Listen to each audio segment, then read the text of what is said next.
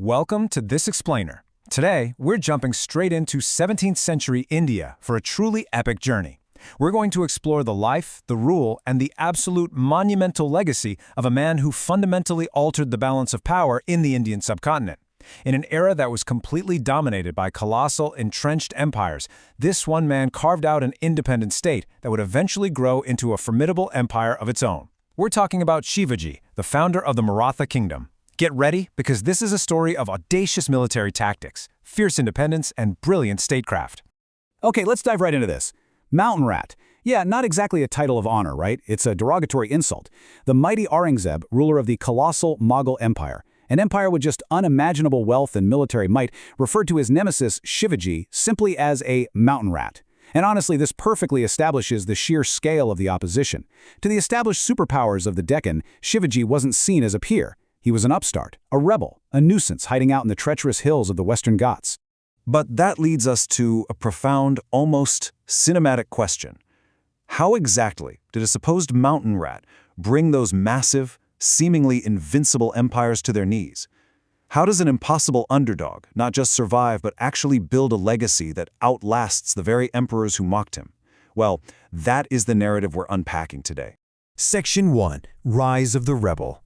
Back in the early 1600s, power in the Deccan Plateau was split between massive Islamic sultanates and the looming Mughal Empire.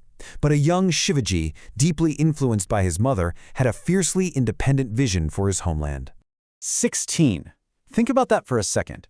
At just 16 years old, when most people are just trying to find their footing in the world, Shivaji captured the Torna fort from the Bijapur Sultanate. He seized a massive treasure hidden inside and used those very funds to launch his own independent generalship. This wasn't just some youthful rebellion. It was a highly calculated, audacious first strike. Fast forward to 1659, and the Bijapur government has absolutely had it. They send this giant veteran general named Afzal Khan to crush Shivaji once and for all. What happens next is literally the stuff of legend. Unable to break Shivaji's siege at Pratapgarh Fort, Khan suggests a private, unarmed meeting. Shivaji, correctly suspecting a deadly trap, comes prepared. He wears chainmail armor hidden beneath his clothes and conceals a deadly metal tiger claw, a bog knock, right in his hand. When the two men embrace, Khan strikes. But his dagger fails to pierce the hidden armor, and Shivaji uses the tiger claw to defeat the general, instantly firing a cannon to signal his hidden troops to rout the suddenly leaderless army. Section 2. Defying the Mughal Empire. Having completely humbled the Bijapur Sultanate, Shivaji transitioned into his boldest, most dangerous phase yet. Let's move to this timeline and see how this builds, because it is an incredible, high-stakes game of cat and mouse with Aurangzeb. In 1664, to fund his campaigns, Shivaji actually sacked Surat, the wealthiest trading port of the entire Mughal Empire. Enraged, Aurangzeb sends a massive army, forcing Shivaji into the 1665 Treaty of Purandar, where he's stripped of 23 forts. By May 1666, Shivaji is summoned to the Mughal court in Agra. Insulted and placed under strict house arrest, execution seemed pretty much imminent. But Shivaji feigns an illness. He starts sending out these large baskets of sweets as penance. Then, in August 1666, he and his young son literally hide inside those very sweet baskets, slip right past the Mughal guards, and escape all the way back to the Deccan. Section 3. Crowning a new era. Shivaji returned, resumed hostilities, and reclaimed his territories. But he realized that military conquest alone just wasn't enough to secure his position. Despite his vast wealth and lands, technically he was still considered a rebel lord by his rivals. He needed absolute, unassailable legitimate power. So on June 6, 1674, in a lavish ceremony at Raigad Fort, Shivaji was officially crowned Chhatrapati, the supreme sovereign. This formal kingly title was absolutely vital to prevent constant challenges from other Maratha leaders who saw themselves as his equals. Now, what's really interesting about this slide is the sheer scale of the social and caste hurdles he had to navigate to legitimize that rule. Orthodox Brahmins initially refused to crown him. They argued he was from a farming lineage, not a kshatriya, which is the traditional ruling caste. To bypass this, a prominent pundit named Gagabat was brought in, and he conveniently found a genealogy linking Shivaji to noble Rajputs. Shivaji was then invested with a sacred thread. He literally remarried his wives under Vedic rites and spent an estimated 1.5 million rupees on the ceremonies. He proved he could play the complex social and political game just as masterfully as the military one. Section 4. Tactics, Forts, and Navy. Let's shift gears and break down the sheer military genius that sustained his empire. Look at this contrast. It is a vivid David versus Goliath scenario. Traditional Mughal armies were massive, heavily armored, slow-moving, and totally dependent on these huge, vulnerable supply chains. Shivaji's Maratha forces? The exact opposite. Small, exceptionally mobile, light cavalry, and intimately familiar with every single inch of the local terrain and forests. David definitely had the home field advantage here, and it's exactly why traditional empires struggled so much against him. Shivaji institutionalized a specific mode of fighting known as Ganimi Kawa. We're talking pure, relentless guerrilla warfare. He flat out refused to meet the massive Mughal armies in traditional pitched battles where he'd easily be crushed.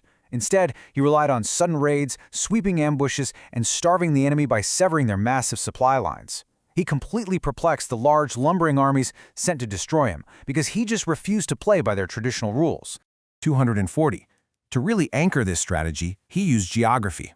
By the time of his death, historians estimate Shivaji owned between 240 and 280 of these fortified hill forts. But here's the brilliant part. He placed each fort under the command of 3 officers of equal rank, from completely different backgrounds. Why? Checks and balances. It guaranteed that no single officer could be bribed into committing treason and handing the fort over to the enemy. But his military vision didn't stop at the mountains. He expanded it right to the sea. Recognizing the strategic value of the Konkan coastline, Shivaji essentially built the Maratha Navy from scratch.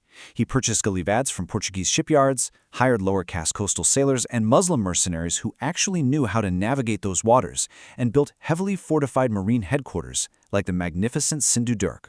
And this brilliantly illustrates his administrative foresight. Shivaji didn't just conquer, he actually governed. He created the Ashtrapratan, a council of 8 ministers to systematically run his realm. You had a Peshwa for general administration, and a Matya for finance, a Senapati commanding the military, and so on. It was a sophisticated, enduring state apparatus. Section 5. A complex, enduring legacy. Let's take a step back now for an objective, impartial look at how his image has echoed through the centuries. Historically speaking, the records show a distinct pragmatism and tolerance. Just look at this quote, recorded by a French traveler during the sack of Surat, where Shivaji explicitly ordered his men to spare Christian missionaries. We know he employed Muslims and Europeans in his military and administration. He was absolutely a devout Hindu who championed his faith, but he also respected the religious institutions of his rivals when it mattered. Yet, in the centuries since his death, his legacy has been fiercely contested by wildly different groups. In 1869, social reformer Jyotirao Phule portrayed Shivaji as a hero of the marginalized lower castes. Later, Bal Gangadhar Tilak celebrated him as a nationalist symbol to unite Indians against British oppressors. Today, Hindutva activists appropriate him strictly as a Hindu king who fought Muslim rulers. And in modern regional politics, almost every party claims to be his true inheritor. We're not here to endorse one viewpoint over the other. We're just neutrally observing how a single historical figure can be claimed by so many conflicting groups for their own unique purposes. So the crucial point is that Shivaji isn't just a figure confined to textbooks. He is a pervasive, dominating presence in modern India.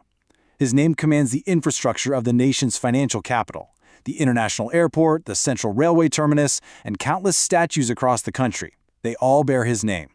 His legacy is literally etched into the modern stone of India. Which leaves us with a pretty powerful question to end on.